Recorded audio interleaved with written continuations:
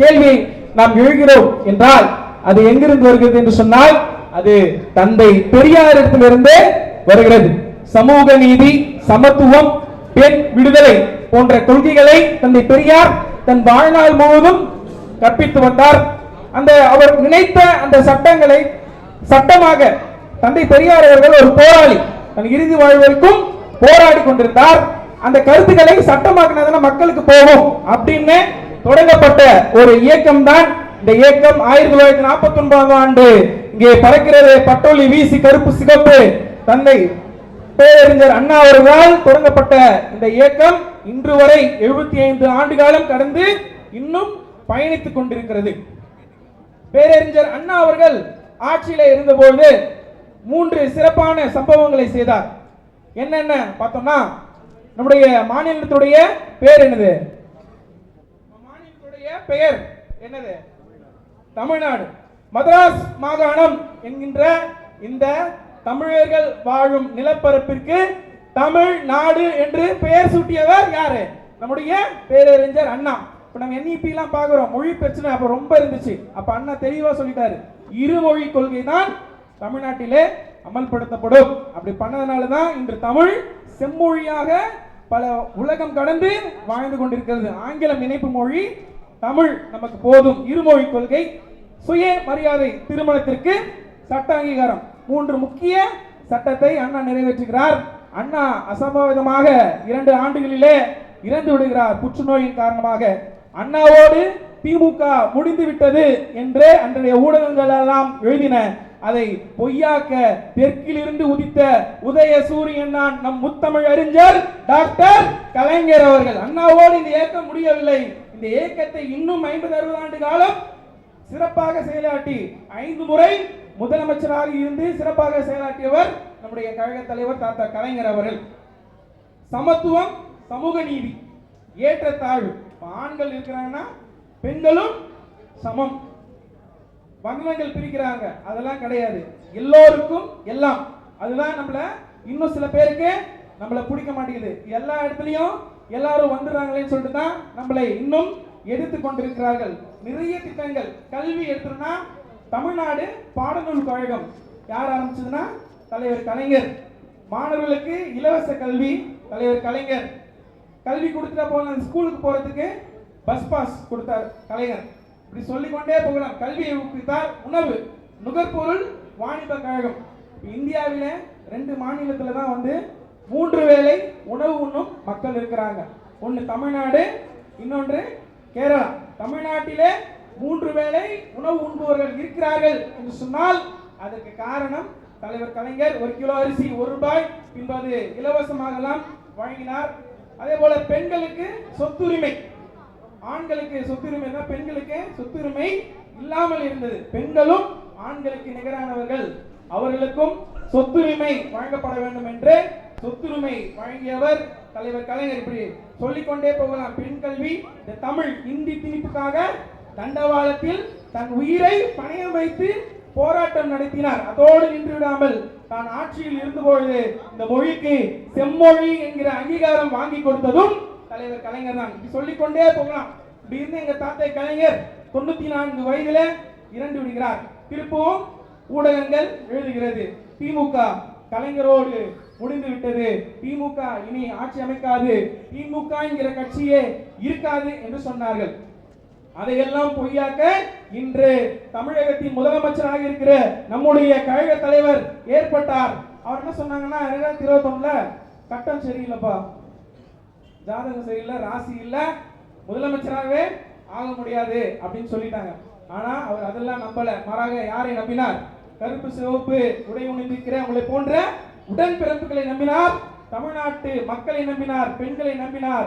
நேரடியாக மக்களை சந்தித்தார். மக்களை சந்தித்து இன்று மக்களின் முதல்வராக இருப்பவர் தான் நம் தமிழ்நாட்டினுடைய முதலமைச்சர் அவர்கள். நிறைய திட்டங்கள் மன்ன வரும்போது சொல்லிட்டு இருந்த காலை உணவு திட்டம், புதுமை பெண் திட்டம், நான் முதல்வன், கலைஞர் மகளிர் உரிமை தொகை என்று பல திட்டங்களை மக்கள் நல்வாழ்வுத்துறை பார்த்தோம்னா மக்களை தேடி மருத்துவம், இன்னுயிர் காப்பும் 48, நம்மை காக்கும் 48, என் முதல்வர் மருந்தகம் போன்ற நிறைய திட்டங்களை அவர் செய்து வருகிறார். இது மட்டும்தானா அப்படின்னு பார்த்தோம்னா கிடையாது. இனத்திற்கு இந்த மொழிக்கு ஒரு பிரச்சனை வருகிறது, தமிழ்நாட்டிற்கு ஒரு பிரச்சனை வருகிறது, தமிழ்நாட்டுக்கு மக்களுக்கு ஒரு பிரச்சனை வருகிறது என்றால் களத்தில் இறங்கி போராடுகிற ஒரு இயக்கம் தான் திராவிட முன்னேற்ற கழகம். அதற்கு சான்று நம்முடைய முதலமைச்சர் அவர்கள். NEP பத்தி சொல்றேன்னு சொல்லியிருந்தேன், இதான் போட்டாங்க, நேஷனல் எஜுகேஷன் பாலிசி. இந்த மூட்டை பூச்சியை கொல்லும் நவீன மிஷின் அப்படின்னு நம்ம வடிவேல் சொல்றாருல, அந்த மாதிரி இந்தியை திணிக்கும் ஒரு நவீன திட்டம் தான் என்னது NEP.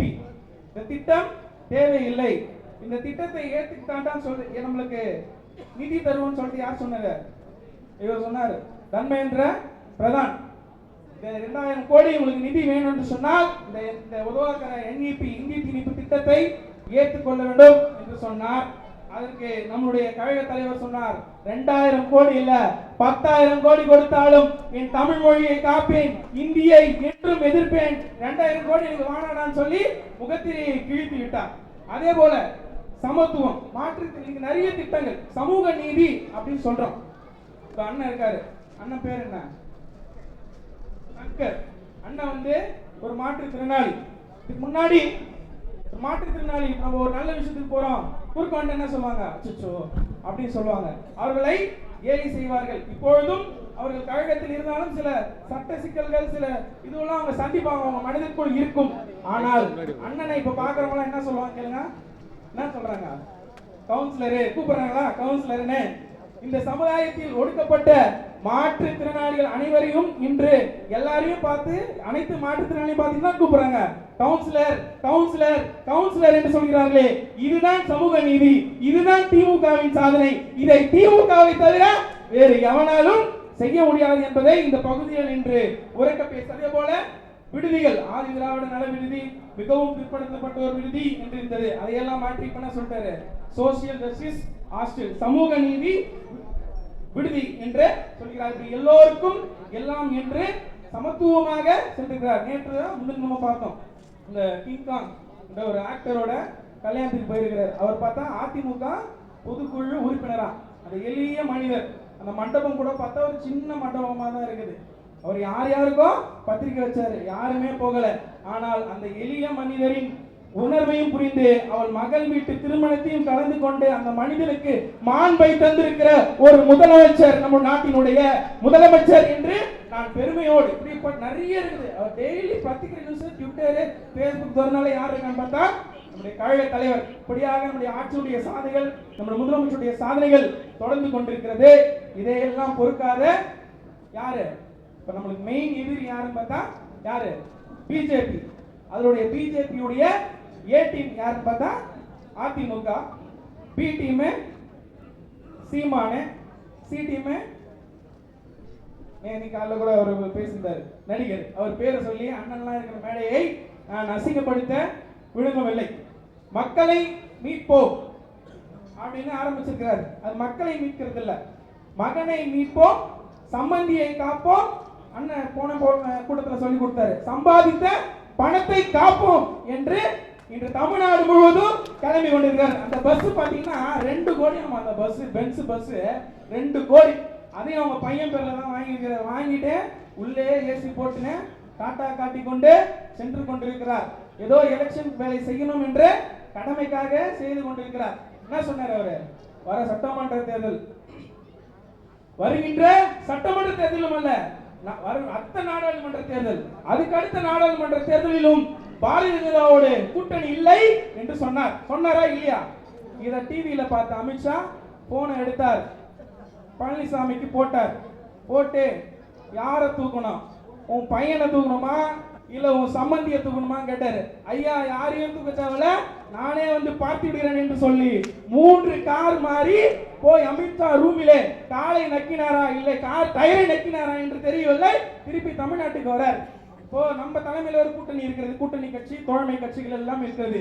இதற்கு தலைமை தாங்குவது யாரு? திமுக. நம்முடைய முதலமைச்சர் வேட்பாளர் யாரு? நம்முடைய கழக தலைவர். நாம் தெளிவாக இருக்கிறோம், இந்த கூட்டணிக்கு தலைமையை நாம் தான் முதலமைச்சரும். ஆனா அதிமுக பார்த்தா முதலமைச்சர் யார் பாண்டு பழனிசாமி கிட்ட கேட்டா என்ன சொல்கிறார்? அமித்ஷா வந்து சொல்வார் என்று சொல்கிறார்.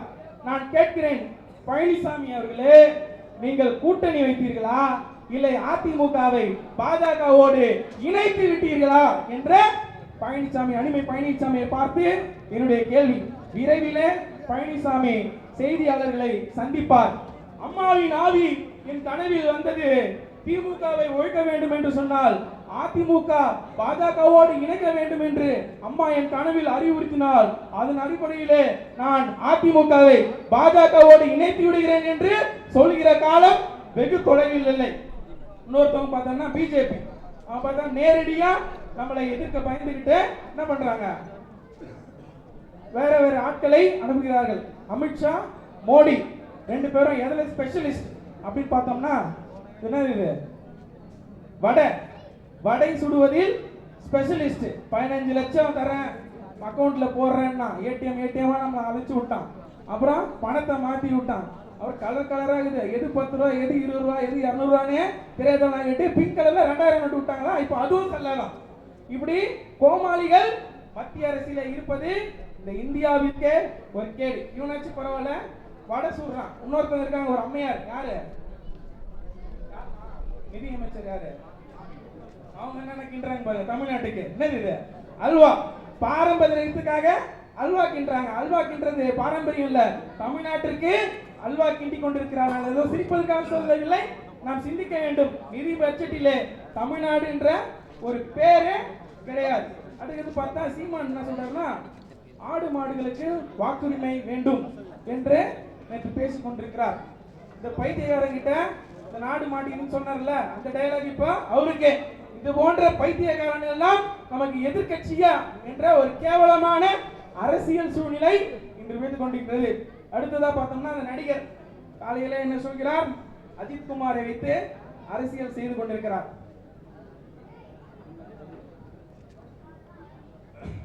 என்னன்னா அஜித் குமார் வழக்கு சிபிஐ கேஸ் நடந்துட்டு இருக்கு, நம்ம அதை பத்தி பேசக்கூடாது. இருந்தாலும் இதுவரைக்கும் நடந்த சம்மரியை நான் உங்ககிட்ட சொல்றேன்.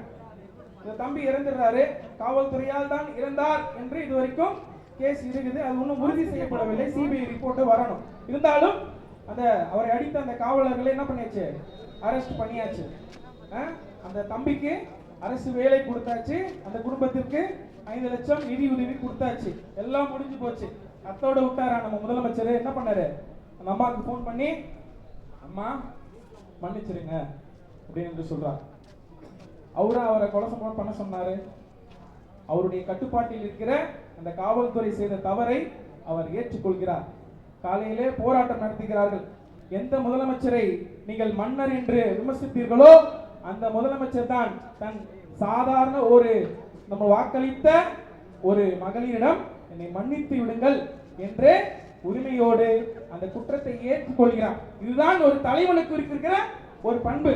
பழனிசாமியை போல டிவியை பார்த்து தெரிந்து கொண்டே அந்த பையன் நெஞ்சு வலியில இறந்துட்டாங்க அப்படின்னு சொல்லல. இந்த இதுவை அவரே ஏற்றுக்கொள்கிறார். இது கூட தெரியாமல் ஆறி போன டீயை இன்று ஆத்தி கொண்டிருக்கிறார்கள் நடிகர்கள். அவர்கள் அரசியல் செய்யட்டும். இந்த அந்த அஜித் குமார் தம்பி இந்த டிவில ரெக்கார்ட் பண்றாங்க. இதை பார்த்தீங்கன்னா அந்த குடும்பத்திற்கு நான் ஒரு செய்தி சொல்கிறேன். முதலமைச்சர் உங்களிடம் சொல்லியிருக்கிறார், உங்கள் கூட நான் இருக்கிறேன், என்ன வேணும்னாலும் என்ன கேளுங்க என்று சொல்கிறார். நம் முதலமைச்சரை நம்புங்கள். இந்த சீமான் வருவான், அவர் உங்களை வச்சு அவன் காசு சம்பாதிப்பான். இவர் 26க்கு அப்புறம் படம் நடிக்க போயிடுவாரு. அதனால யாரையும் நம்ப வேண்டாம், நம் முதலமைச்சர் நம்புங்கள், உங்களுக்கு நீதி நிச்சயமாக கிடைக்கும். இறுதியாக ஒன்றை சொல்லி விடைபெறுகிறேன். ஓரணியில் தமிழ்நாடு என்று நம்ம போய் எல்லாரையும் சந்திச்சுட்டு இருக்கோம், நேரடியாக சென்று பார்த்து கொண்டிருக்கிறோம். ஆனா அதிமுக காரங்க என்ன தெரியுமா பண்ணாங்க, என்னதுன்னா அதிமுக உறுப்பினர் அட்டை வீட்டுக்கும் போல எங்கேயும் போல ஓட்டர் லிஸ்ட்டை வச்சுட்டு அடிச்சு யாருக்கு கொடுத்துருக்காங்கன்னா எங்க அம்மாக்கு, எங்க அப்பாவுக்கு, என்னுடைய தம்பிக்கு கொடுத்துருக்காங்க. எனக்கு சிரிப்பு தான் வந்தது. எங்க அப்பா சத்தியமா திமுகவை தவிர வேற கட்சிக்கே ஓட்டு போட மாட்டார். இது மாதிரி ஓட்டர் லிஸ்ட்டை வச்சு கார்டு போட்டு கொடுத்துட்டாங்க. இன்னொரு கட்சி இருக்குது, இவனாச்சும் பரவாயில்ல, பிஜேபின்னு ஒரு கட்சி. ஒரு தம்பி வந்தான், ஆனா ஒரு அர்ஜென்ட்டா ஃபோன் பண்ண நான் பேசணும் அப்படின்னா போனை கொடுத்தேன். பேசிட்டு கையில கொடுத்தான். ஒரு மெசேஜ் வந்தது, வணக்கம், பாரதிய ஜனதா கட்சியிலே நீங்கள் உறுப்பினராக சேர்ந்து விட்டீர்கள், நன்றி. இப்ப நான் பாஜக உறுப்பினர், அதிமுக உறுப்பினர். இப்படியெல்லாம் பொய் சொல்லி மக்களை ஏமாற்றி உறுப்பினராக சேர்த்து 1 கோடி இருக்குது, 2 கோடி இருக்குதுன்னு சொன்னார். ஆனால் நம் கழக தலைவர் அவர்கள் இல்லந்தோறும் செல்லுங்கள், ஜிபிஎஸ் இருக்குது, ஒரு ஃபேமிலிக்கு ஒரு ஓடிபி தான் நம்ம போட முடியும் என்று உண்மையான உறுப்பினர்களை ஓரணியில் தமிழ்நாட்டை இன்று சேர்த்துக் கொண்டிருக்கிறார். அப்படிப்பட்ட முதலமைச்சர் தான் 2026 வெல்வார் என்று சூளுரைத்து எனது உரையை நிறைவு செய்கிறேன். நன்றி, வணக்கம்.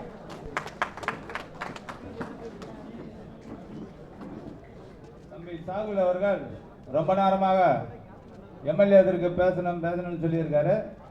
வந்து அனைவருக்கும் வணக்கம். ஏற்கனவே அனைவருக்கும் நன்றி இரண்டாவது முறையாக கூற வேண்டும் என்று ஆசைப்படுகிறேன். எம்எல்ஏ முன்னாடி முத்தமிழறிஞர் டாக்டர் கலைஞர் அவர்களின் 102வது பிறந்தநாள் மற்றும் நாடு போற்றும் 4 ஆண்டு திராவிட மாடல் அரசின் சாதனை விளக்க பொதுக்கூட்டத்தில் என்னை தலைமை ஏற்று நடத்த எனக்கு வாய்ப்பு வழங்கிய இந்த மாவட்டத்தின் ஆற்றல் மிகு செயலாளர், சிறு குறு மற்றும் நடுத்தர தொழில் நிறுவனங்கள் துறை அமைச்சர் அண்ணன் தாமா அன்பரசன் அவர்களுக்கும், பல்லாவரம் சட்டமன்ற உறுப்பினர் மாவட்ட கழக துணை செயலாளருமான மரியாதைக்குரிய அண்ணன் மக்கள் தொண்டர் அண்ணன் இ கருணாநிதி அவர்களுக்கும், பல்லாவரம் வடக்கு பகுதி செயலாளரும் 2வது மண்டல குழு தலைவருமான என்னுடைய அரசியல் ஆசான் அண்ணன் இ ஜோசப் அண்ணாதுரை அவர்களுக்கும், என்னுடைய சிறுவயது காலத்தில் இருந்து இன்று வரை அனைத்திலும் எனக்கு உறுதுணையாக இருக்கும் எனது அரசியல் வழிகாட்டி, பாசத்திற்குரிய எனது அருமை தாய்மாமா 26வது வட்ட செயலாளர் திரு சா முஜிபுர் ரஹ்மான் அவர்களுக்கும் என் நெஞ்சார்ந்த நன்றியை தெரிவித்துக் கொள்கிறேன். அவர்களுடைய நல் வாழ்த்துக்களுடனும் சவுண்ட் அதிகமா இருக்கா? காஞ்சிபுரம் வடக்கு மாவட்டம் பல்லாவரம் தெற்கு பகுதி இளைஞரணி சார்பில் தாத்தா கலைஞர் அவர்களுக்கு 102வது பிறந்த நாள் விழா திராவிட மாடல் அரசின் 4 ஆண்டுகால சாதனை விளக்க திருமுனை கூட்டம் என்று இதில் அச்சடிக்கப்பட்டிருக்கிறது. ஆனால் இதை பார்த்தால் திருமுனை கூட்டம் போல இல்ல, பொது கூட்டம் போல இந்த இடத்தை ஏற்பாடு செய்து இவ்வளவு கூட்டத்தை கூட்டி மேடை அமைத்திருக்கிற கழகத்தின் இதய துடிப்பாக இருக்கிற இளைஞரணிக்கும் இந்த பகுதியை சார்ந்த பகுதி செயலாளர்களுக்கும் என்னுடைய வாழ்த்துக்களையும் பாராட்டுகளையும் தெரிவித்துக் கொள்கிறேன். தலைமை பொறுப்பு ஏற்றிருக்கக்கூடிய சாகுல் அமித் அவர்களே, செல்வகுமார் அவர்களே மற்றும் இந்த பகுதியினுடைய இளைஞரணி துணை அமைப்பாளர்களே, நம்முடைய கழக தலைவர் அவர்களை நாம் தளபதி என்று அழைக்கிறோம் பாசமாக. அந்த தளபதிக்கு ஒரு தளபதி இருக்கிறார் என்று சொன்னால் அது உங்கள் மாவட்ட கழக செயலாளர் பாசத்திற்குரிய அண்ணன் அமைச்சர் தாமோ அன்பரசன் அவர்களே, இந்த பகுதியினுடைய நாடாளுமன்ற உறுப்பினர் பெரியார் பாலு அவர்களே, எனக்கு பின் சிறப்புரை ஆற்றிருக்கிற அண்ணன் நாத்திகம் ராகராஜ் அவர்களே, இந்த பல்லாவரம் சட்டமன்ற தொகுதியினுடைய மக்கள் தொண்டன் அண்ணன் ஈகா அவர்களே, தாம்பரம் சட்டமன்ற உறுப்பினர் அவர்களே, மண்டல குழு தலைவர் அண்ணன் ஜோசப் அண்ணாதுரை அவர்களே, பல்லாவரம் தெற்கு பகுதி கழக செயலாளர் ES பெர்னாட் அவர்களே, மாநில இளைஞரணி துணை செயலாளர் அண்ணன் பிரபு கஜேந்திரன் அவர்களே, மாநில தகவல் தொழில்நுட்ப அணி துணை செயலாளர் அண்ணன் தமிழ்மாறன் அவர்களே, என் நவீன் அவர்களே, மாவட்ட இளைஞரணி அமைப்பாளர் அண்ணன் கோல்டு பிரகாஷ் அவர்களே, ராஜாராமன் அவர்களே, தனசேகரன் அவர்களே, ரமேஷ் அவர்களே, டில்லி பாபு அவர்களே, தாம்பரம் மாநகர இளைஞரணி அமைப்பாளர் அண்ணன் சத்யபிரபு அவர்களே, மேலும் இந்த பகுதி கழக நிர்வாகிகளே, வட்ட கழக செயலாளர்களே, நன்றி உரை ஆற்ற இருக்கிற அண்ணன் செல்வேந்திரன் அவர்களே, லட்சுமணன் அவர்களே, இது பார்த்தா கல்யாண பத்திரிகை மாதிரி இருக்கு, நிறைய பேர் இருக்குது, எல்லாரும் பேரையும் படிக்கணும்னு தான் ஆசை, நேரம் சற்று குறைவாக இருக்கிறது. நீங்களும் இவன் வேற எப்ப முடிப்பாண்டா என்ற ஒரு உன்னத்தோடு பார்க்க போது இருக்கிறது. மேலும் இந்த பகுதியில இருக்கிற கருப்பு சிகப்பு வேட்டியை கட்டி கம்பீரமாக அமர்ந்திருக்கிற